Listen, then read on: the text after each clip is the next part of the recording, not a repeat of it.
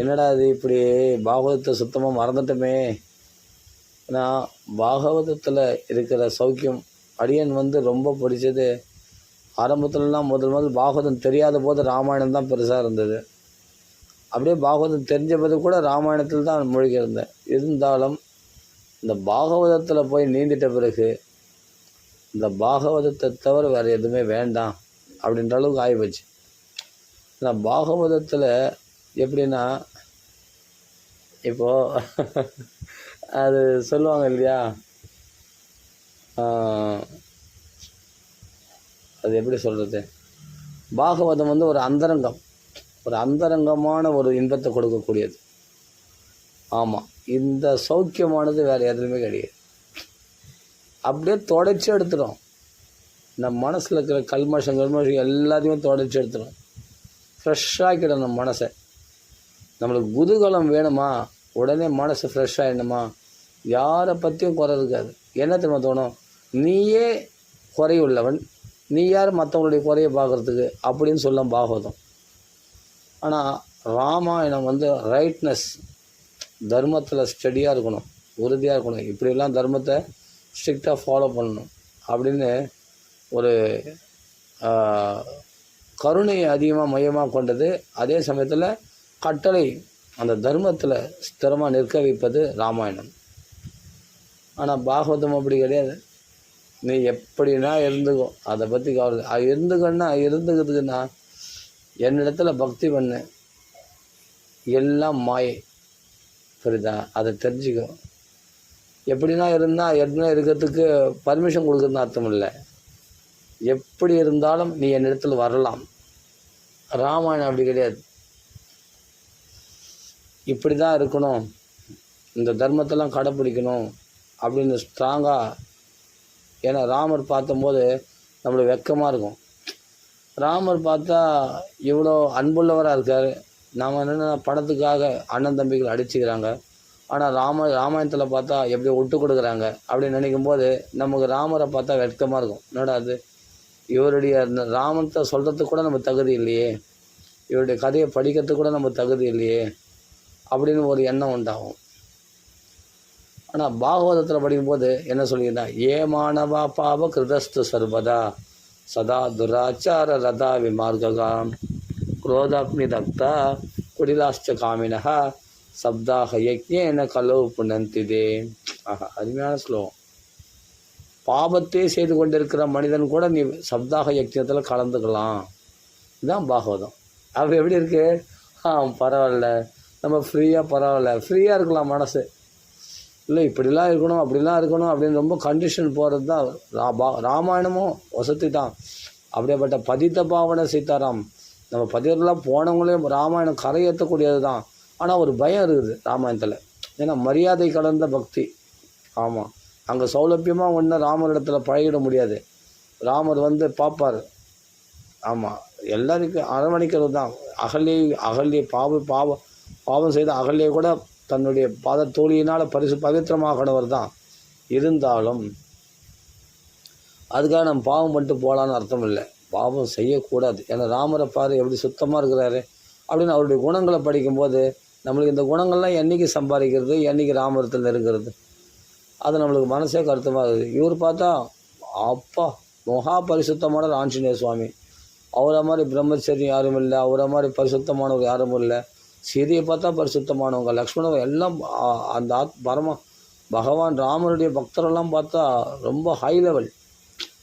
ஆமாம், அவ்வளோ சீக்கிரம் நம்ம அவர்களை எடை போட்டுற முடியாது. அவர்லாம் நம்மளை மாதிரி சாதாரணமான மனுஷனாக வாழ்ந்தால் கூட அவருடைய குவாலிட்டிஸ்லாம் பார்த்தா ஹை லெவலில் இருக்கும். ஆமாம், இப்போ பாகவதத்தில் பார்த்தா அது கூட ஹை லெவல் தான் பாகவதத்தில். இருந்தாலும் நம்ம ஒரு அசுரனாக பிறந்து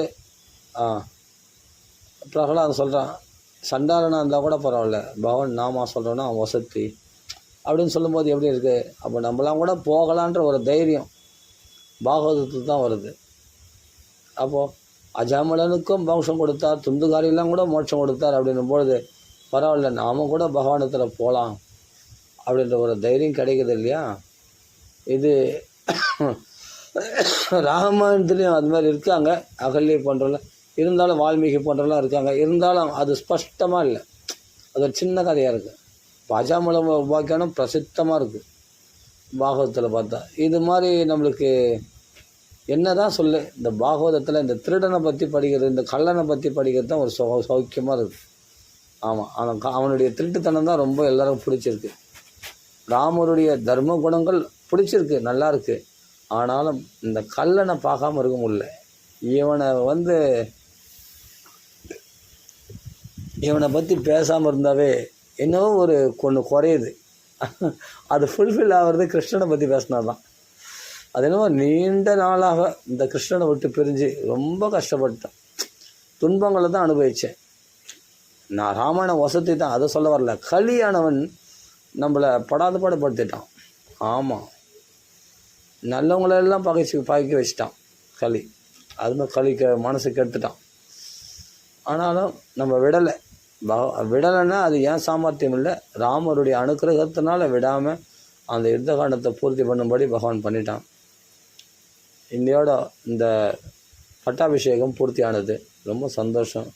அதை நீங்கள் அப்படியே வச்சு ஃபாலோ பண்ணலாம். மூலப்பராயணத்தை கொஞ்சம் அங்கங்கே சவுண்டு கொஞ்சம் கம்மியாக இருக்கும், கொஞ்சம் சில இடத்துல ஃபாஸ்ட்டாக படிச்சிருப்பேன். அதை பழக நீங்கள் அப்படியே ஃபாலோ பண்ணி வந்தீங்கன்னா உங்களுக்கு அது ஈஸியாக பழகிடும். சரி, கொஞ்சம் சவுண்டு வச்சு நல்லா கேட்டு மூலப்பராயணம் ஃபாலோ பண்ணலாம். சரி, பாகவதத்துக்கு வருவோம். பாகவதம்னாவே அப்படியே மனசு ஒரு குதூகலமாக வருது பாருங்கள். கிருஷ்ணன் வந்துட்டான் உள்ளம் அப்படின்னா சந்தோஷமாக இருக்குது. கிருஷ்ணன் வந்துட்டால் தான் நல்லா இருக்குது, நிம்மதியாக இருக்குது. இந்த பாகவதத்தை ஐயோ ஏண்டா பிரிஞ்சமோன்னு இருக்குது.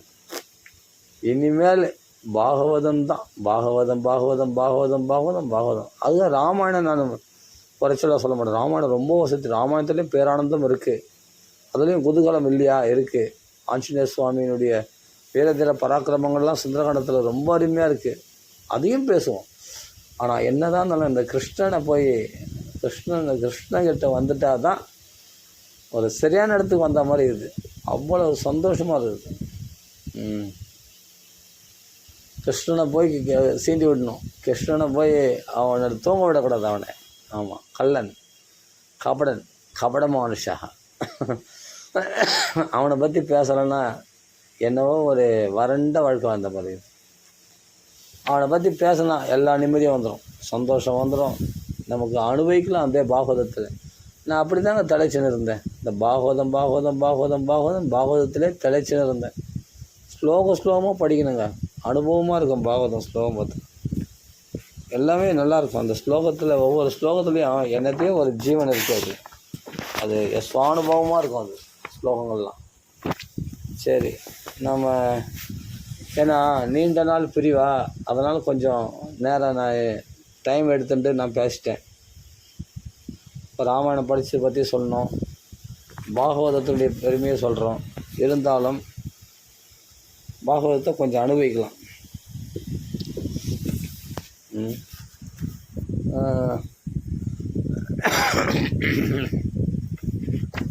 எதை படிக்கலாம்? சரி,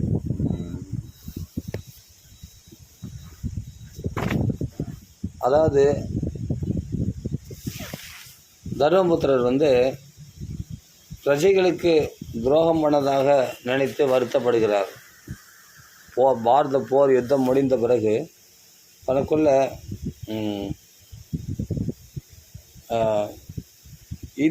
இதிபீத பிரஜாத்ரோகாத்து சர்வதர்ம விவித்சையா,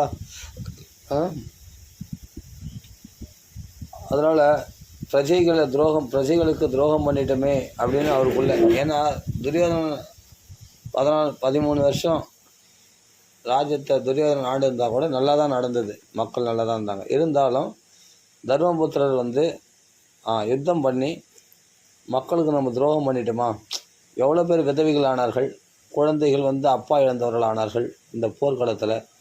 அதனால் அவருக்கு ரொம்ப வருத்தமாயிடுச்சு. அதுக்கு பிரஜா துரோகாத்து, பிரஜைகளுக்கு துரோகம் பண்ணிட்டோமா அப்படின்னு தனக்குள்ளே வருத்தப்படுறாரு. அதனால் அவர் என்ன பண்ணுறார், தர்மத்தை, ஏன்னா மகான்கள் வியாசர், தௌமியர் முதலானவர்கள்லாம், கிருஷ்ண முதலானவர்கள்லாம் கூட நீ செய்தது தர்மம் தான்ப்பா, தர்ம யுத்தம் தான் இது, அதனால் கவலை இல்லை, இது கொலையாகாது, இது சத்திரிய தர்மம் தான் அப்படின்னு எவ்வளோ சொன்னாலும் அவன் மனசில் சாந்தி இல்லை. அதனால் தர்ம விவித்சையா, இந்த தர்மத்தை நன்றாக தெரிந்து கொள்ள வேண்டும் என்ற ஆசை அவருக்கு ஏற்பட்டது. அவள் யார் சொன்னால் இவர் தர்மத்தை ஏற்றுக்கொள்வார் அப்படின்னா, தர்மவிதாம் வரிஷ்டா, தர்மவான்களுக்குள் சிறந்தவராகிய பீஷ்மாச்சாரியார் சொன்னாதான் இவர் எடுத்துப்பார். அதனால் சொல்கிறார், இது பீத பிரஜா துரோகாத்து சர்வதர்ம விவித்சையா ததோ வினசனம் பிராகாத்து எத்திர தேவவிரதோ அபதத்து. தேவவிரதராகிய பீஷ்மாச்சாரியார் அம்பு படுக்கையில் எப்படி ஒரு தேவர்கள்லாம் பூமி ஸ்பர்சம் இல்லாமல் அந்தரத்தில் வந்து பூமியில் அந்தரத்தில் தான் நிற்பார்களோ, ஏன் பூமி ஸ்பர்சம் படக்கூடாதுன்னு? நீ மலை மூத்திரம்லாம் விசர்ஜனை பண்ணி அசுத்தமாக்கி வச்சிருப்ப பூமியை, அதில் சுத்தமாக இருக்கக்கூடிய தேவர்கள் எப்படி ஸ்பர்சம் பண்ணுவாங்க? அதனால் தேவர்கள் ஸ்பர்சம் பண்ணுவாங்க. அது மாதிரி தேவவிரதாக, அந்த தேவருடைய விரதமாக அம்பு படுக்கையில் பூமியை ஸ்பர்சம் இல்லாமல் அம்பில் படுத்துட்டு இருக்கார் அப்படின்னாங்க. ஆனால் அவருக்கு தேவவிரதர்னு ஒரு பேரே இருக்குது அவருக்கு. அவர் பிரம்மச்சரிய விரதத்தை அனுஷ்டிக்கின்றார். அவர் நித்திய பிரம்மச்சரி, நைஷ்டிக பிரம்மச்சரியத்தை அனுஷ்டிக்கிறவர் பீஷ்மாச்சாரியார். மகாபாரதத்தில் ஒரு பீஷ்மாச்சாரியார்னா, ராமாயணத்தில் ஒரு ஆஞ்சநேய சுவாமி. நைஷ்டிக பிரம்மச்சரியம் கடைபிடிக்கிறவங்க. ததோ வினசனம் பிராகாத்து எத்திர தேவ பிரதோ அபதத்து. வினசனம்னு சொல்லக்கூடிய ஒரு இடம், அதாவது குருஷேத்திரத்தில் வினசனம்னு சொல்லக்கூடிய ஒரு இடம், அந்த இடத்துல தான் அவர் விழுந்து கிடக்கிறாரு. அர்ஜுனுடைய பானத்தெல்லாம் தைக்கப்பட்டு அம்பு படுக்கையில் படுத்துட்டு இருக்கார். ததா தே பிராதர சர்வே சதஸ்வஹி ஸ்வர்ணபூஷிதைஹி அன்வகச்சன்ன ரதைர் விப்ரா வியாசதம் யாதயஸ்ததா. ததா தே பிராதர சர்வே சதஸ்வஹி ஸ்வர்ணபூஷிதைஹி. அப்போது தர்மபுத்திரர் தன் சகோதரர்களோடு சேர்ந்து அப்படி தங்கத்தேரில் கிளம்பி போகிறார். தங்கத்தேர்லேயும் கிளம்பி போகிறார். அவரில் வியாச தம்பியர் முதலான மகரிஷிகளும் ரதத்தில் கிளம்பி வருகிறார்கள். ஏன்னா பீஷ்மாச்சாரியார் நிர்யாண காலத்தை பார்க்கணுன்னு ஆசைப்பட்டு, மகான்களுடைய கடைசி காலத்தை பார்க்கறதுக்கு ஒரு பாக்கியம் வேணும். வியாசர் தம்பியர் முதலானவர்களுக்கெல்லாம் ஞான திருஷ்டி உண்டு. அதனால் அவங்களுக்கு தெரியும், இது பீஷ்மர் கடைசி காலம், பகவானே அங்கே போக போகிறார், அதனால் அங்கே நிறைய தர்மங்களை சொல்லி போகிறார். நம்ம எழுதிடுவோம். மகாபாரதத்தில் சாந்தி பருவா, அனுசாசனிக்கு பருவா ரெண்டுமே வியாசத்தான் எழுதுறாரு. அதெல்லாம் போய் நோட் பண்ணிக்கணும், அதெல்லாம் நோட்ஸ் எடுக்கணும்னு சொல்லிட்டு அவர் கிளம்பிட்டார். யார்? வியாசர் தோம்பியர் முதலானவர்கள்னால் ரதத்தில் கிளம்புறாங்க. பஞ்ச பாண்டவர்களும் சகோதரர்களோடு கிளம்புறாங்க. கிருஷ்ண பரமாத்மாவும் கிளம்புறாரு அவர்களோட சேர்ந்து. பகவான் நபி விப்ரர்ஷே ரதேன சதனஞ்சய. பார்த்த சாரதியாக இருக்கக்கூடிய கிருஷ்ண பரமாத்மாவும் ரிஷிகளோட பிராமணர்களோடு சேர்ந்து ரதத்தில் கிளம்பி அர்ஜுனுக்கு சாரத்தியம் பண்ணிட்டு ரதத்தில் கிளம்பி அந்த வினசனம்ன்ற இடத்துக்கு கிளம்பி போகிறார். மெயினானவனே பகவான் தான். பகவான் இல்லாமல் அங்கே என்ன? இவரோ தர்மஸ்ய பிரபுர் அச்சுதா, தர்மத்தில் கூட சிறந்த பிரபுவாகிய அச்சுதன்.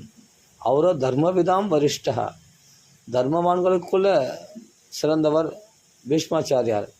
இவரோ தர்மபுத்திரர். அப்படியேப்பட்ட 3 பேருக்கு நடக்கக்கூடிய சம்பாஷணை பகவான் சாநித்தியத்தில் இவர்களுக்குள் நடக்கிற சம்பாஷணை எத்தகையதாக இருக்கும், அதை பார்க்கணுன்ற ரிஷிகள் கூட்டமாக வந்துட்டாங்களாம் அந்த இடத்துல.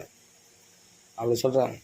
விப்ரஷே ரதேன ச தனஞ்சயா சதைர் விரோட்சத நிருப குபேர இவ குஹ்யகைஹி. எப்படி வந்தார்னா, இவர் குபேரன் மாதிரி இருந்தாராம். அவ்வளோ பெரிய செல்வ செழிப்புடையவராக தர்மபுத்திரர் அப்படி சக்கரவர்த்தியாக இருக்கார். அப்படி குபேரன் குக்கியர்களோட, அதாவது யக்ஷர்களோட தன் பரிவாரத்தோடு வந்த மாதிரி இதுதான் தர்மபுத்திரர் போனது அப்படி சொல்லப்படுது. திருஷ்வா நிவதிதம் பூமௌ திவஸ்சுதம் இவாமரம் பிரணேமுகோ பாண்டவா பீஷ்மம் சாணுகா சகச்சக்ரினா, ஆகாசத்திலிருந்து விழுந்த தேவதை போல படுத்துன்னு இருந்தாராம் பீஷ்மாச்சாரியார். ஜிவச்சுதம் இவ அமரம் அப்படின்றார். பிரணேமுகோ பாண்டவா பீஷ்மம் சாணுகா சகச்சக்ரினா. பாண்டவர்கள் போய் பீஷ்மாச்சாரியரை நமஸ்காரம் பண்ணுறாங்க. பகவானும் போய் நமஸ்காரம் பண்ணுறான். தத்ரம் பிரம்ம ரிஷிய சர்வே தேவ ரிஷியஸ்ய சத்தமா ராஜரிஷியஸ்ய தத்ராசன் திரஷ்டும் பரத பொங்கவம். பிரம்ம ரிஷிகள், தேவ ரிஷிகள், ராஜரிஷிகள் எல்லாரும் போய் பீஷ்மாச்சாரியர் போய் தரிசனம் பண்ணுறாங்க. எல்லாமே வந்துடுறாங்க அங்கே. அது ரொம்ப முக்கியம். பீஷ்மாச்சாரியர் போய் பார்க்குறது ரொம்ப முக்கியம். யாரெல்லாம் வந்தாங்கன்னா இந்த பேர்களை கேட்டாவே, மகரிஷிகளுடைய பேர்களை கேட்டாவே அவருடைய தபஸில் 16 ஒரு பங்கு நம்மளுக்கு கிடைக்குமா. அதனால் பேர்களை மறக்காமல் சொல்கிறார் வியாசாச்சாரியார். பாருங்கள். பர்வதோ நாரதோ தௌம்யோ பகவான் பாதராயண பிருகதஷ்ப பரத்வாஜ சிஷ்யோ ரேணுகாசுத வசிஷ்ட இந்திரப்பிரமத ஸ்திரிதோ குத்கிருத்சமதோ அசித அக்ஷேவான் கௌதமோ அத்ரிஷ்ச கௌஷிகோ அத சுதர்சன அன்யே ச முனையோ பிரம்மன் பிரம்மராதாதயோ அமலாः சிஷ்ய ரூபேத ஆஜக்முஹு கஷ்யபா அங்கிரசாதயः. அதாவது பர்வதர், நாரதர், தௌம்யர், பகவான் வியாசாச்சாரியார், பிரகதஸ்வர், பரத்வாஜர் அப்படி அவருடைய சிஷ்யர்களோட எல்லாம் வந்திருக்காங்க. இந்த ரிஷிகள்லாம் ரேணுகாசுதன்னா பரசுராமர் வந்திருக்கார். பரசுராமுடைய சிஷ்யர் தான் பீஷ்மாச்சாரியார். தன் சிஷ்யன் எப்படி தர்மத்தை சொல்கிறான்னு பார்க்கறதுக்கு வந்திருக்கார் பரசுராமர். ரேணுகாசுதா வசிஷ்டர் வந்திருக்கார். வசிஷ்டருடைய காமதேனு வசு கட்டினதுனால்தான் அந்த அஷ்டவசுக்குள்ள ஒருத்தராக அந்த அவர் இப்போ பீஷ்மாச்சாரியராக அவதரிச்சிருக்கிறார். வசிஷ்டருடைய சிஷ்யரும் கூட இவர் சின்ன வயசில் கங்காபுத்திரராகிய பீஷ்மாச்சாரியார் வசிஷ்டருடைய சிஷ்யராகவும் இருந்திருக்கிறார். பரசுராமுடைய சிஷ்யராகவும் வந்திருக்கிறார். வசிஷ்டருடைய சிஷ்யராகவும் வந்திருக்கிறார். வசிஷ்ட இந்திரப்பிரமதர்னு வந்திருக்கார். திரிதோ கிருத்சமதர், அசிதர், கக்ஷிவான், கௌதமர், அத்ரி, கௌஷிகராகிய விஸ்வாமித்திரர், சுதர்சன ரிஷி, இன்னும் மற்ற முனிவர்கள்லாம் வந்திருக்காங்களாம். அந்நியச்ச முனியோ பிரம்மன். அப்போ பிரம்மராதாதர்னா யாரா சுகாச்சாரியர்லாம் கூட அங்கே வந்திருக்காங்களாம் இவருடைய தர்மங்களை கேட்கறதுக்கு. பிரம்மராதாதையோ அமலாக. இவர் எல்லாமே யாரோட வந்திருக்காங்கன்னா மனைவி, குழந்தைகள், சிஷ்யர்களோடு சேர்ந்து தன் பரிவாரங்களோட அந்த ரிஷிகள்லாம் தேவ ரிஷி, பிரம்ம ரிஷி, ராஜரிஷி ஒரே கூட்டங்கள், ரிஷி கூட்டங்கள் அங்கே வந்து சேர்ந்துருக்காங்க. சிஷ்யை உபேதா ஆஜக்முகு கஷ்யப அங்கிரசாதிஹா. கஷ்யபர், அங்கிரசு முதலானவர்கள்லாம் சிஷ்ய கூட்டங்களோடு வந்து சேர்ந்திருக்கிறார்கள். தான் சமேதான் மகாபாகான் உபலப்திய வசூத்தம பூஜையாமாச தர்மஜோ தேசகால விபாகவித்து. இவ்வளோ பேர் வந்திருக்காங்களே, அவர்களை எப்படி பூஜித்தார்? வந்தவங்கள பூஜிக்கணுமா வேணாமா? எல்லாம் பெரிய மகாத்மாக்களாச்சே, சாதாரணமானவங்க கிடையாது. பகவானும் வந்திருக்கான். அதே சமயத்தில் பஞ்ச பாண்டவர்களும் வந்திருக்காங்க. அவர்கள் வந்து பேரன்மார்களாக இருந்தாலும் அவர்களுக்கு என்னுடைய பேரன்மார்களாச்சே, அவர்களுக்கும் மரியாதை கொடுக்கணும் இல்லையா? அவங்களையும் அரவணைக்கணுமே, கிருஷ்ணனையும் பூஜிக்கணுமே. பெரிய ரிஷிகள்லாம் வந்திருக்காங்க, அவங்கள பூஜிக்கணுமே. என்ன எப்படி பூஜிக்கணும்னா, இப்போ இட்ட கை இட்ட காலாக இருக்கிறாரு, அம்பு படிக்கிறார். இப்போ எப்படி பூஜிச்சிருப்பாருன்னா, ஆனால் பூஜித்தாராம். தேசகால விபாகவித்து, எந்த தேசத்தில் எந்த காலத்தில் எப்படி பூஜிக்கணுன்ற தர்மம் அவருக்கு தெரியுமா, அப்படி பூஜித்தாராம். அப்படி அழகாக விளக்க சொல்லியிருக்காரு. ஏன்னா தனித்தனியாக சொல்லணுன்னா பூரா சொல்ல முடியாது. ஆனால் யாருக்கு எப்படி பூஜிக்கணுமோ அப்படி பூஜித்தாராம். முதல்ல என்ன பண்ணாராம், மகான்களை தான் முதல் பூஜிக்கணும், பகவான் ரெண்டாவது தான். அதனால் முதல் மகான்களை பூஜித்தாராம். தான் சமேதான் மகாபாகான் உபலப்திய வசுத்தம பூஜையாமாச தர்மக்தியோ தேசகால விபாகவித்து. இப்படி முதல் மகான்களை இப்படி ஃபஸ்ட்டு மகான்கள் பேர்லாம் சொன்னாங்க இல்லையா, அந்த மகான்களை யார் யாரை எப்படி எப்படி பூஜிக்கணுமோ அந்தந்த தேசத்துக்கு காலத்துக்கு தகுந்த அப்படி பூஜித்தாராம். அடுத்தது கிருஷ்ணருக்கு வராரு. தன் உறவினர்களாய் பாண்டவர்கள் பேரன்மார்கள் அவர்களை எடுத்த உடனே அவங்கள பண்ணக்கூடாது. பகவான் வந்திருக்கானா பகவானுக்கு தான் முதல்ல, உறவினர்கள்லாம் நெக்ஸ்ட்டு தான். முதல் மகான்கள் அடுத்தது பகவான். இவனை சொல்ல பட்வதோ நாரதோ கக்ஷிவான் இவங்களாம் வந்தான்னு பேரை சொல்லிவிட்டு அதுக்கப்புறம் அவங்கள எந்த தேசத்தில் எந்த காலத்தில் எப்படி பூஜிக்கணுமோ அப்படி அவங்கள பூஜித்தாருன்னு சொல்லியிருக்காரு. அடுத்தது கிருஷ்ணனை பற்றி வராரு பாருங்க. கிருஷ்ணம் ச தத் பிரபாவக்ஞ ஆசீனம் ஜெகதீஸ்வரம் ஹிருதிஸ்தம் பூஜையாமாச மாயோபாத்த விக்கிரகம். அருமையான ஸ்லோகம் பா. கிருஷ்ணருடைய பிரபாவத்தை அறிந்தவராகிய பீஷ்மாச்சாரியார் அவர் சாதாரண 2 கை உள்ள மனுஷன் போல இருக்கிறாரே தவிர அவர் பகவான்னு தெரியும் இல்லையா, அதனால் ஹிருதயத்தில் வச்சு பூஜை பண்ணாராம். அவருக்கு மட்டும் எப்படி பண்ணிடுறாங்க. ஹிருதிஸ்தம் பூஜையாமாச அப்படியே போட்டிருக்காரு பாருங்க. ஆசீனம் ஜெகதீஸ்வரம் ஹிருதிஸ்தம் பூஜையாமாச. ஹிருதயத்தில் வச்சு பூஜை பண்ணாரே அவருக்கு. நான் ஏன் என்ன வெளியில் தான் அது மாயையால் மனுஷரூபம் எடுத்திருக்காரே தவிர உண்மையில மனுஷன் இல்லை. அவன் தன் இருதயத்தில் இருக்கக்கூடிய பரமாத்மானு தெரிஞ்சு வச்சுருந்ததுனால தத் பிரபாவக்ஞா, அவருடைய பிரபாவம் எப்படின்னா தன் இருதயத்தில் இருக்கிற பரமாத்மா அப்படின்ற விஷயத்தை அக்ஞா தெரிந்திருக்கிறார். அதனால் இருதயத்தில் வச்சு பூஜை பண்ணார். பகவானு தன் யோகமாயினால் ஒரு மனுஷ வடிவத்தில் இருந்திருக்கார். மாய உபாத்த விக்கிரகம். அதற்கு பிறகுதான் தான் உறவினத்தில் வராரு, பேரன்மாரில் பார்க்குறாரு. பாண்டுபுத்திரான் உபாசீனான்னு பிரஷய பிரேம சங்கதான்னு அப்படி வினயத்தோடு வணங்கி குழந்தைகள்லாம் அந்த பாண்டவர்கள்லாம் அழறாங்க. தாத்தா தாத்தா நாங்கள் தான் தாத்தா தப்பு பண்ணிட்டோம், நான் உங்களுக்குலாம் வரத்துக்கு அருகதையற்றவர்கள் என்று தூரக்க நிற்கிறாங்க குழந்தைகளை. ஆசையாக கண்களில் கண்ணீர் வழுக அந்த பாண்டவர்கள் அழைக்கிறார். இங்கே வாங்கடா குழந்தைங்கள. இத்தனை நாள் பிரிஞ்சிருந்த போதாதா, கடைசியில் நம்ம சந்திக்கும் போது போர்க்காலத்தில் தானே சந்திக்கணும். உங்களை நான் பார்க்கணுன்னு எவ்வளோ ஆசைப்பட்டேன் தெரியுமா. நீங்கள்லாம் வனவாசம் போயிட்டீங்க, 14 வருஷமாக உங்களை பிரிஞ்சிருந்தனே, 13 வருஷமாக. என்ன பண்ணுறது, விதி என்ன பண்ணுறது. சர்வம் கால கிருதம் மஞ்சி, எல்லாம் காலம்டா, விதிடா, வேறு ஒன்றும் பண்ண முடியாது. பாண்டுபுத்திரான் உபாசீனான் பிரஷய பிரேம சங்கதான்னு அந்த பிரேமையினால் அழைக்கிறார். அவங்கள பாண்டவர்கள் அழைக்கிறார் தன் பேரமாரில். கிட்ட வாங்கப்பா, என்னால் வர முடியாது, நீங்கள் தான் வரணும், வா. அப்பியசஷ்டான் அனுராக ஆஸ்ரே அந்திபூதேன சக்ஷுஷா. அந்த குழந்தைங்களை கிட்ட அழைக்கும் போது அந்த பாண்டவரில் கண்கள் அப்படியே கண்ணீர் மறைக்கிறது. அழறாரு. அந்த பாண்டவர்களும் கண்ணீர் வெடிக்கிறார்கள். இத்தோட பீஷ்மாச்சாரியர் நம்ம பார்க்க போகிறதில்ல, இதான் கடைசி அப்படின்னு தெரிஞ்சிருந்தார்.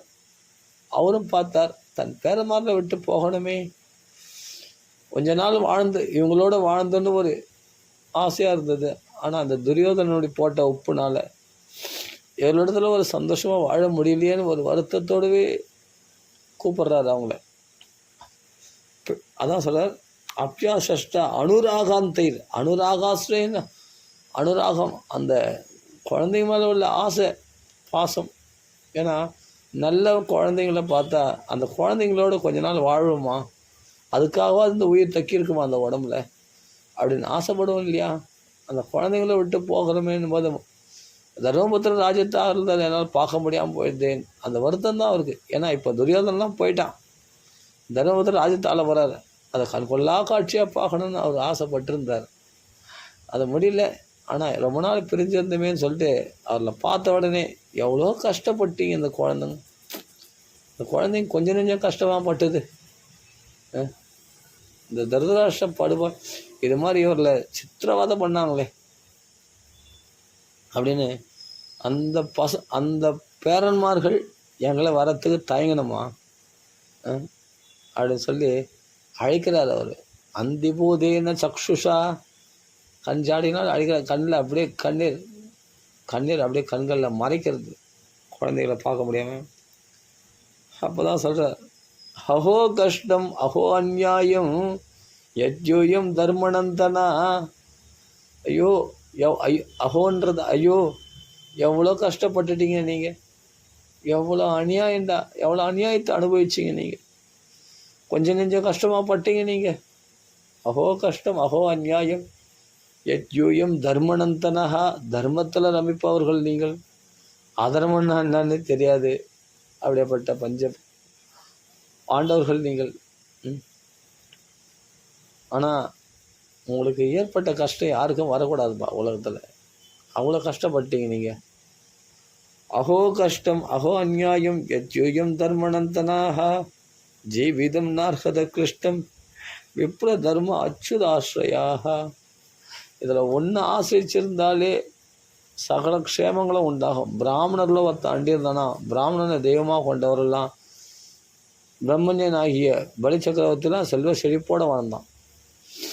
அப்படியேப்பட்ட பிராமணரில் தெய்வமாக கணவனாகவே போதும், நல்லா இருப்பாங்க.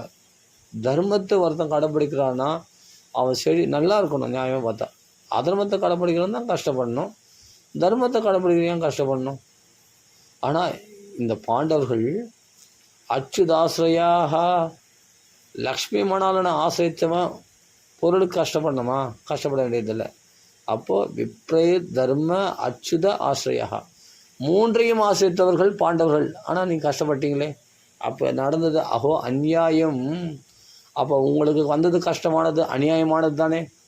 நியாயமானதுன்னா நீங்கள் தர்மத்தை கடைப்பிடிச்சவங்க, பிராமணரில் அனுசரித்தவர்கள், கிருஷ்ணனை அண்டியிருந்தவர்கள். அப்படின்னா உங்களுக்கு கஷ்டம் வந்துடக்கூடாது. அப்போது உங்களுக்கும் கஷ்டம் வந்ததுன்னா அஹோ அந்நியாயம், உங்களுக்கு நேர்ந்ததுலாம் அநியாயம்தான்பா. ஆனால் இந்த ஜென்மத்தில் நாம் தவறு பண்ணாமல் இருந்திருக்கலாம், நீங்கள் தர்மாத்மாக்களாக இருந்திருக்கலாம். ஆனால் ஏதோ ஒரு ஜென்மத்தில் பாவம் பண்ணி தானே இப்போ நம்ம துன்பத்தை அனுபவிக்கிறோம். அதான் விதி. விதி யாரும் வல்ல சர்வம் காலக்கிருதம் மன்யே, அதுதான் விதியினால் ஏற்பட்டது. வாழத்துக்கு ஜீவிதம் நார்கத கிளிஷ்டம். அடுத்த வேளை சோத்துக்கு கூட வழி இல்லாமல் நீங்கள் கஷ்டப்பட்டீங்களே, இதெல்லாம் சகிக்க முடியாதது. எப்படியாப்பட்டவனா? விப்ரர்கள் பிராமணர்கள் ஆசிரியத்தவர்கள், தர்மத்தை கடைபிடித்தவர்கள், அச்சுதத்தை ஆசிரியத்தவர்கள். அப்படிப்பட்ட நீங்கள் சோத்துக்கு கூட வழி இல்லாமல் கஷ்டப்பட்டீங்கன்னா உயிர் வாழத்துக்கே பயந்து ஏன்னா துரியோதனன் ஒரு சதிக்கு மேலே இன்னொரு சதி அறுக்கு மாலையில் போட்டு எரிக்க நினச்சான், விஷம் கொடுத்து சாகடிக்க நினச்சான். ஆக மொத்தம் மரணத்தில் எதிர்த்து போராடி கொண்டு தான் ஒவ்வொரு வாழ்க்கையும் ஒவ்வொரு காயை நகர்த்துனாங்க அந்த பாண்டவர்கள். அப்படிங்கும்போது வாழத்துக்கே இந்த துரியோதனன் எப்போ என்ன சதி பண்ணுவான்னு தெரியாமல் பயந்து வாழ்ந்தாங்க. இப்படிலாம் ஜீவிதம் அர்ஹத கிருஷ்டம் விப்ர தர்ம அச்சுதாசிரியாக, கிளேசத்தோடு ஜீவிக்கும்படியாக பயந்து வாழும்படியாக ஏற்பட்டது உங்களுக்கு. அதனால் உங்களுக்கு நடந்ததெல்லாம் அநியாயம். பீமனுக்கு விஷம் கொடுத்த மோதகத்தை கொடுத்தான்.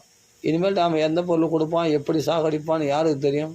அப்போ ஒரு தாய் வயிற்றில் எப்படி இருக்கும், நெருப்பு கட்டின்னு இருக்கிற மாதிரி தான் இருக்கும்.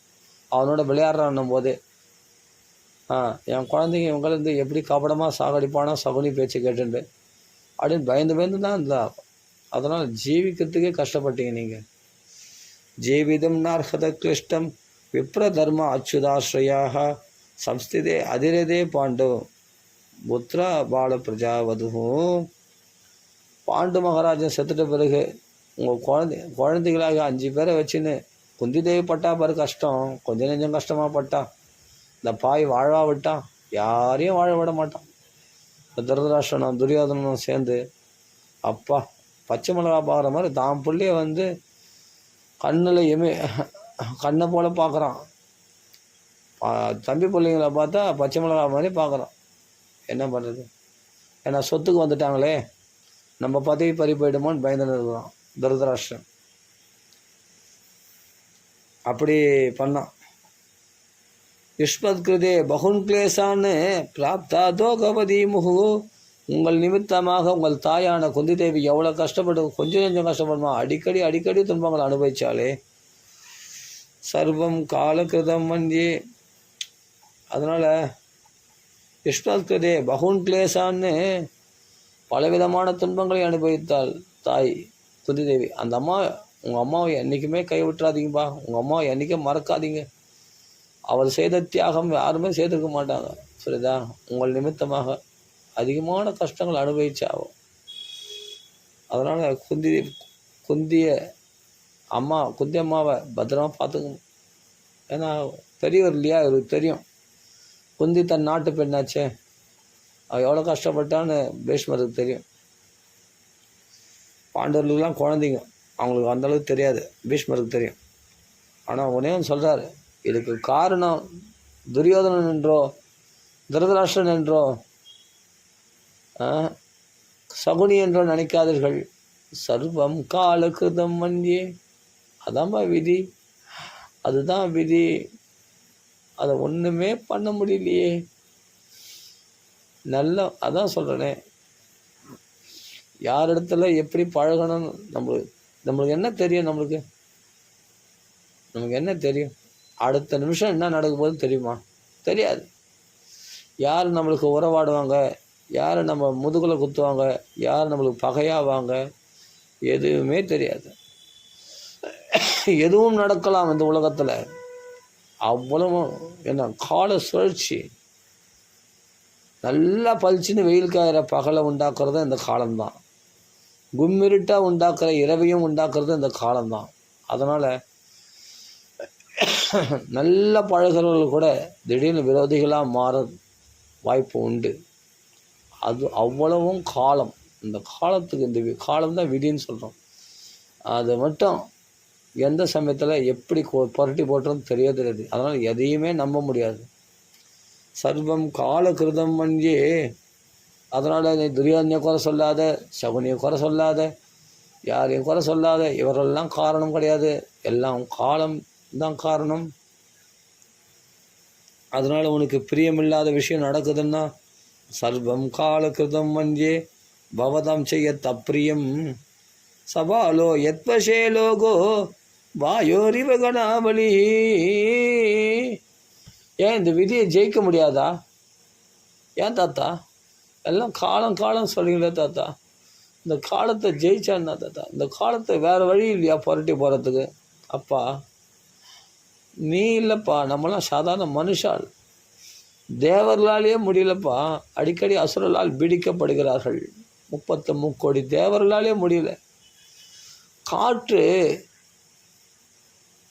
நல்லா வீச ஆரம்பிச்சதுன்னா மேகம் சிதறடிக்கப்படுகிறது அல்லவா? அந்த மேகம் தன் கண்ட்ரோலில் இருக்க முடியாது. அந்த காற்று எப்படிலாம் செலுத்துறதோ அந்தந்த இடத்துல போய் மழை பெய்யும் இல்லையா? மேகம் இஷ்டமாவா ஒரு இடத்துல போய் ஒன்றா சேருது? காற்றினுடைய தாக்குதல்னால மேகம் கூடி ஒரு இடத்துல மழையை விளைவிக்கின்றது இல்லையா? அப்போ காற்றினுடைய விசையினால்தான் மேகம் அங்கே இங்கே செல்கிறதே தவிர அதுவாக தானாக இயங்குறதில்லை. அது மாதிரி இந்த காலத்தின் வேகத்தினால்தான் ஒவ்வொரு மனுஷனும் ஒவ்வொரு செயல்களை செய்து கொண்டிருக்கிறானே தவிர அவன் விருப்பத்தின்படிலாம் எல்லாம் நடந்துறது கிடையாது. நாம் என்னென்னமோ நினைப்போம், 1000 மனக்கோட்டைகள். ஆனால் விதியின்படி தான் நீ செயல்படுவாய். உன் இஷ்டமாக எதுவும் செயல்பட முடியாது. ஒன்றே ஒன்று கேட்குறேன், உங்கள் கண் இமைக்காமல் உங்களால் இருக்க முடியுமா? ஒரு 5 நிமிஷம் இருந்து பாருங்கள். உங்கள் மூச்சு விடாமல் ஒரு 5 நிமிஷம் இருக்க முடியுமா? உடனே மூச்சு அதிகமாகுது இல்லையா? மூச்சை நிறுத்தினா ஒரு 5 நிமிஷம் மூச்சை பயிற்சி பண்ணுறாங்க நிறைய பேர், பண்ண முடியல. ஏன்? மூச்சு வாங்குது. ஏன்னா உங்கள் கண்ட்ரோல் இல்லை. கண் இமைக்காமல் இருக்கணும், முடியாது. மூச்சை நிறுத்தினா உயிரே போயிடும். அதனால் மூச்சை நிறுத்தக்கூடாது இல்லையா? அவன் மூச்சு ஏங்கினே இருந்தால் தான் நம்ம உயிரோடு இருப்போம். அதனால் மூச்சு பயிற்சியெல்லாம் எல்லாரும் பண்ணக்கூடாதுன்னு சொல்லுவாங்க. ஏன்னா மூச்சு பயிற்சியெல்லாம் ஒரு குரு மூலிமா தான் பண்ணணும். நாமளாக மூச்சு பிடிச்சிக்கிச்சுன்னா ரொம்ப கஷ்டமாயிடும். அதனால் நாமளாக மூச்சு பயிற்சி பண்ணக்கூடாது, ஒரு குரு மூலிமா தான் பண்ணணும். சரி, இது இருக்கட்டும். கண் இமைக்காமல் இருக்குன்னா இருக்க முடியுமா? இந்த கையை அசைக்காமல் இருக்குன்னா இருக்க முடியுமா? உன்னுடைய கண்ட்ரோலில் ஒன்றுமே இல்லையே. கைக்கு அசைகிறது, கால் அசைகிறது, இந்த வேலை செய்யணும், அங்கே போகணும், இங்கே வரணும் அப்படின்றதெல்லாம் நீங்கள் மனக்கோட்டை கட்டுறது மொத்தம் இல்லை. நீங்கள் மனக்கோட்டை கட்டுறது நிறைய இருக்கும். ஆனால் நீங்கள் வேறு ஏதோ ஒரு பாதையில் போயிட்டு இருப்பீங்க உங்களை அறியாமலே. ஏன்னா விதி அழிக்குது. அந்த விதியின்படி தான் நீங்கள் செயல்படுவீர்கள். நான் நினச்சேன், இதை செய்ய நினச்சேன், ஆனால் பார்த்தா என்னால் அதை செய்ய முடியல. வேறு ஏதோ டக்குன்னு அவங்க கூப்பிட்டாங்க, அதனால் நான் அங்கே போனேன். அங்கே போய் எனக்கு இந்த கஷ்டம் ஏற்பட்டது. ஏன்னா அந்த கஷ்டத்தை நீ அனுபவிக்கணும்னு இருக்குது. அதனால் அவங்க பலவந்தமாக கூப்பிட்டாங்க, அதனால் போயிட்டு வந்தேன். இப்போ அந்த கஷ்டத்தை வாங்கிட்டு வந்தேன். இதுதான் விதி. அப்போ அந்த விதியை எதிர்த்து போராட முடியுமான்னா முடியாது. விதியை யாரும் ஜெயிச்சவங்க கிடையாது. அதுதான் அங்கே சொல்கிறார், சர்வம் கால கிருதம் மஞ்சே. எப்படின்னா மேகம் தன் இஷ்டத்துக்கு செயல்பட முடியுமா? வாயோரிவ கனாவளி, அந்த காற்று இஷ்டத்துக்கு தானே அந்த மேகம் செயல்பட முடியும். அது மாதிரி தான் ஒவ்வொரு மனுஷாலும் சுதந்திரத்தை இழந்திருக்கிறான். ஆனால் சுதந்திரமாக இருக்கிற மாதிரி கர்வமாக மாற தட்டிக்கிறான். நான் என்ன மாதிரி சாதனை பண்ணுறவன் யார், என்ன மாதிரி படிப்பில் சிறந்தவன் யார், என்ன மாதிரி ஸ்போர்ட்ஸில் சிறந்தவன் யார், எல்லாம் சொல்லிக்கலாம். அதாவது விதியானது கூட்டி வைக்கிறது உனக்குள்ள அந்த வளர்ச்சியை கொடுக்குதுன்னா அதெல்லாம் விதியினால் நடக்கப்படுது. நம்ம சாமர்த்தியம்னா செல்லுபடி ஆகாது. ஏன் அப்படியேப்பட்ட 33 கோடி தேவர்களே ததிகன்னு தாளம் போடுறாங்க, முடியல, விதியை ஜெயிக்க முடியல. அப்போ நாமெல்லாம் மனுஷால் தானே, என்ன பண்ண முடியும்? சர்வம் காலகிருதம் மன்யே பவதாம் செய்யத்த பிரியம் சபாலோ யத்வசே லோகோ வாயோரிவ கணாவலிஹே யத்ர தர்மசுதோ ராஜா கதாபாணிர் மிருகோதரஹ கிருஷ்ணோ அஸ்திரிகாண்டீவம் சாவம் சுஹൃத் கிருஷ்ணம் கிருஷ்ணஸ்ததோ விபத்து. நான் என்ன பண்ணுவேன் தெரியுமா? ஆமாம், என்னிடத்துல தர்ம பலம் இருக்குது. நான் தர்மத்தை காடப்போகிறேன். புண்ணிய பலம் இருக்குது. நான் நிறைய புண்ணியம் பண்ணியிருக்கேனே, அந்த புண்ணிய பலத்தினால நான் விதியை ஜெயிச்சிடுவேன். அடப்பா, தர்மத்திலேயே தர்மபுத்திரனே நீ, அந்த தர்ம தேவதையினுடைய புத்திரனே நீ. அப்படியாப்பட்ட யுதிஷ்டிரா, நீ தர்மத்தை கடைப்பிடிச்சு சேர்ந்தானே, அப்போ ஏன் கஷ்டம் வந்தது உனக்கு? இதான் அதர்மத்தையே கடைப்பிடிக்கலையே, அப்போ உனக்கு கஷ்டம் வரக்கூடாது. நியாயமாக பார்த்தா கஷ்டம் வந்ததா இல்லையா? எத்த தர்ம சுதோ ராஜா கதாபாணிர் மிருகோதரஹ. பலம் இருந்தா எனக்குள்ள, பராக்கிரமம் இருந்தா நான் இந்த துன்பத்தை நான் கடந்துட்டு இருப்பேன். முடியாது தம்பி, முடியாது. அப்படியாப்பட்ட 10,000 யானை பலம் கொண்ட பீமசேனன், சாதாரணமான 1000 யானை பலம் கொண்ட பீமசேனன் என்ன பண்ண? கதாயுதத்தில் சிறந்து விளங்கக்கூடியவன். அப்படிப்பட்டவன் 100 புள்ளியும் இவன் தான் அழிச்சான் பாரத போரில். அதை முன்னாடியே செய்திருக்கலாமேன்னா நடக்கலை. ஏதோ ஒன்று வந்து தட்டுது. அப்போ பலம் அங்கே செல்லுபடி, விதிக்கு முன்னாடி பலமும் செல்லுபடி ஆகலை. பற்றியா? புண்ணிய பலமும் செல்லுபடி ஆகலை.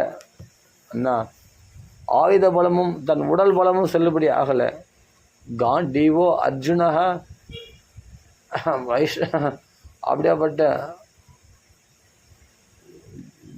காண்டீவம் மே தனு, என்னுடைய காண்டீவம்ன்றது அக்னி பகவானால் கொடுக்கப்பட்ட ஆயுதம்.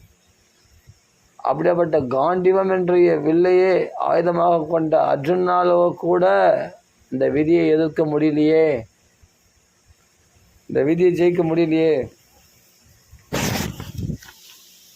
அதான் இங்கே சொல்கிறார், கிருஷ்ண அஸ்திரி காண்டீவம் சாபம்.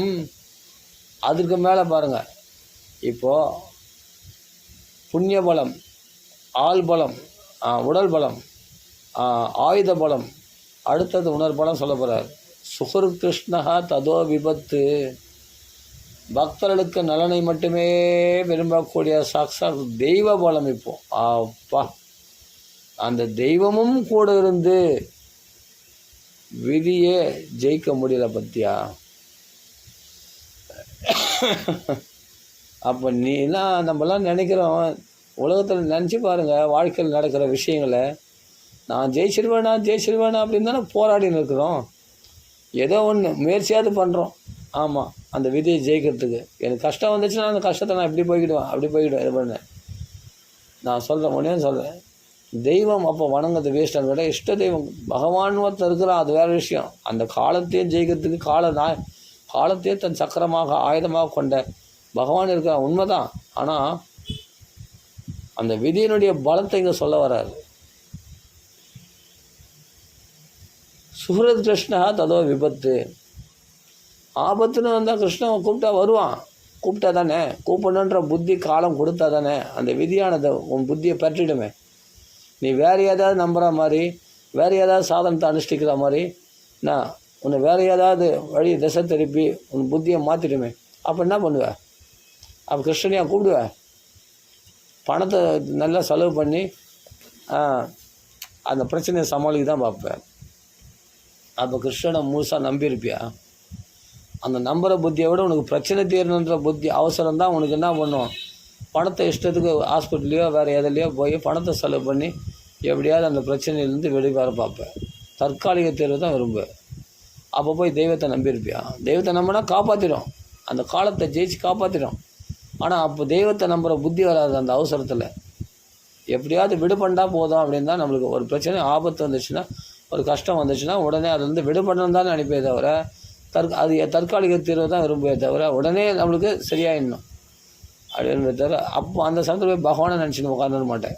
ஆமாம், அதுக்கு காரணம் என்னென்னா அதான் விதி. விதியானது தெய்வத்துக்கிட்ட விதியானது என்ன பண்ண நம்ம மனசை பரபரப்பாக்கி, ஏன்னா உனக்கு அது நடக்கணும்னு இருக்குது. அப்போ என்ன பண்ணுவோம்? நம்ம பணத்தை செலவு பண்ணியிருப்போம் தேவையில்லாத பண்ணும்.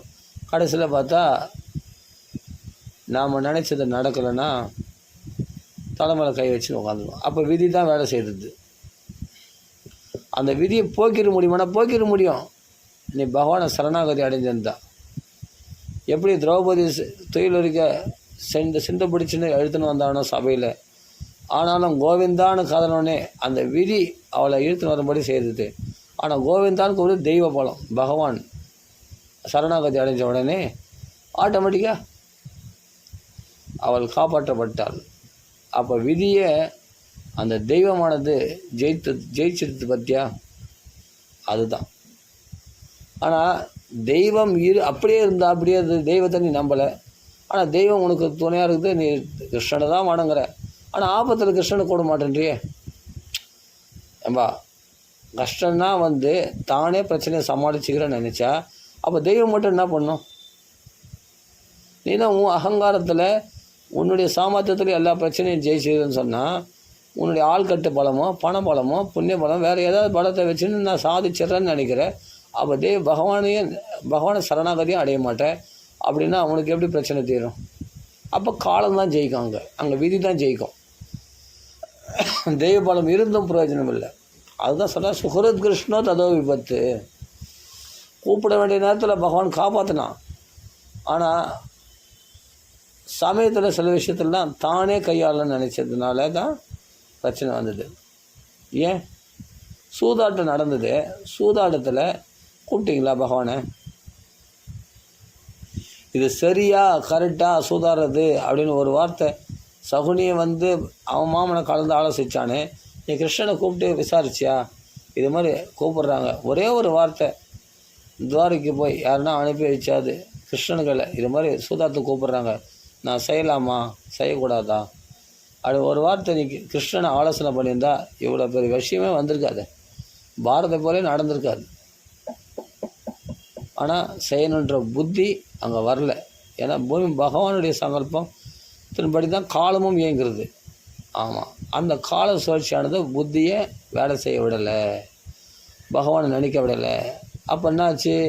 அப்போ சூதாத்தலை எல்லாத்தையும் இழக்கும்படி ஆகிடுது. பகவான் தான் இந்திரபிரசத்தை சம்பாதிச்சு கொடுத்தான், மயன் மூலமாக கட்டி வச்சான், எல்லாம் கரெக்டு, கட்டி வைத்தான், மயன் மூலமாக கட்டி வைத்தான், ஓகே. ஆனால் இவர்கள் பகவானை நினச்சாங்களா? இல்லை. ராஜ்யம் வந்தவுடனே பகவான், நம்ம எப்பவுமே செல்வம் வந்தால் பகவானை மறந்துடுவோம்.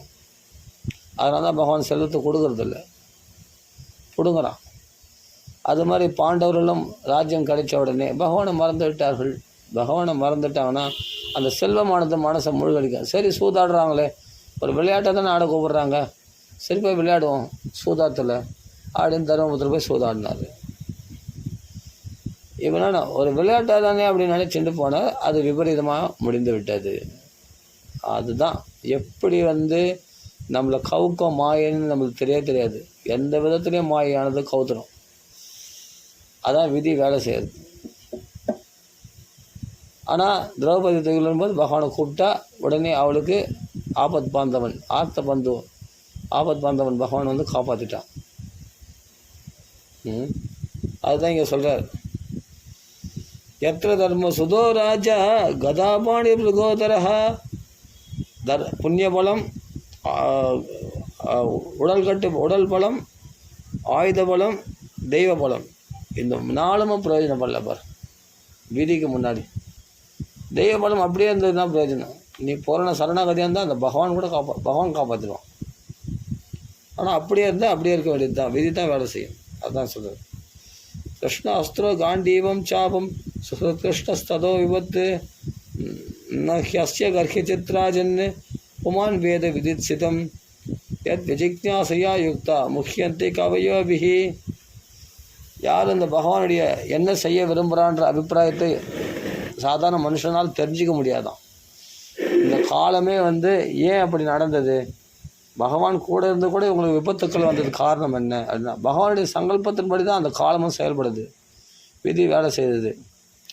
அதனால் இவர்கள் அந்த விதியின் உட்பட்டு துன்பத்தை அனுபவித்தார்கள். ஏன்னா பகவானுடைய நோக்கம் என்னென்னா பூமி பாரத்தை குறைக்கிறது தான். அது இவர்களை பஞ்சபாண்டரில் வச்சு தான் பூமி பாரத்தை குறைக்க முடியும். அதனால் அப்படி செய்தார் பகவான்.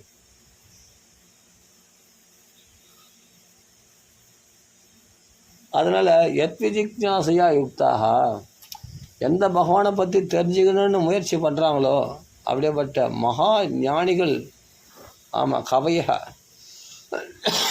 முக்கியந்தி, ஆனால் குழம்பி போகிறாங்களாம்.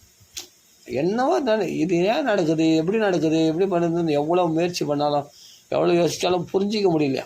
பகவான் என்ன தான் செய்ய விரும்புகிறான் முடிவில் தான் தெரியுது. ஓஹோ, பூமி பாரத்தை குறைத்து தான் இவ்வளோ வேலை செய்தானா.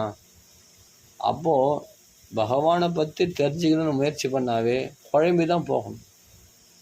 அவன் எந்த சமயத்தில் எதை செய்வான், எதுக்காக பண்ணுறான் தெரியவே தெரியாது. ஆனால் அவன் செய்கிறது கரெக்டாக இருக்கும். அதான் சொல்கிறார், இன்னும் அஸ்ய கர்ஹிச்சித் ராஜன், ஒரு பொழுதும் ராஜனை புமான் வேத விதிச்சிதம், பகவானுடைய விருப்பத்தை வேத தெரிந்து கொள்ளணும்னு நினைக்கிறவன் ஏத் விஜிக்ஞாசையா யுக்தா முஹ்யந்தி கவயோபி, எந்த பகவானுடைய அபிப்பிராயத்தை தெரிஞ்சுக்கணும்னு ஆசைப்படுறாங்களோ அவர்கள் பெரிய ஞானிகளானாலும் அவர்கள் மயங்குகிறார்கள், குழம்புகிறார்கள், மோகிக்கிறார்கள். அவர்களால் பகவானை தெரிஞ்சிக்க முடியாது. அப்போ நீ என்ன நம்ம தெரிஞ்சிக்க முடியும். அதனால் இதெல்லாம் நடந்த விஷயங்கள் எல்லாமே இவர்கள் காரணம் அவர்கள் காரணம் யாரையும் குறை சொல்லாதப்பா, எல்லாமே தெய்வத்தினுடைய செயல் தெரிஞ்சுக்கோ. தஸ்மாதிதம் தெய்வதந்திரம் வியவசிய பரதர்ஷபா தஸ்யானு விகிதோ அநாதா நாதபாகி பிரஜா பிரபோஹோ. அதனால் நீ இப்படி குழம்பி போய் இருக்காதப்பா தர்மபுத்திரா, போய் ராஜ்யத்தை ஆள்றத பார்ப்பா, இருக்கிற மக்களையாவது காப்பாற்று, போய் மக்களை சந்தோஷம். ராஜா இல்லாமல் ஒரு ராஜ்யம் இருக்கக்கூடாது, போய் ராஜ்யத்தை ஆள்றத பார், ராஜ்யத்தை ஆண்டு மக்களை நல்லா நல்லா உன்னுடைய தர்மத்தினால நல்லா ரட்சித்து மக்களை சந்தோஷப்படுத்து போ, அதை செய். இதெல்லாம் தெய்வத்தினால் செய். இதெல்லாம் நீ ஆராய்ச்சி பண்ண உட்காந்து இருக்காத. ஏன் நடந்தது, எப்படி நடந்தது, எதனால் எப்படி நடந்தது, அதெல்லாம் பகவான் செயல். புரியுதா? உங்களுக்கு நடந்த விஷயமே நினச்சிங்க, ஏன் நடந்தது சொல்ல பார்க்கலாம். நீ தர்மத்தில் நம்பிக்கிறவங்க தானே, உங்களுக்கு ஏன் கஷ்டம் வந்தது?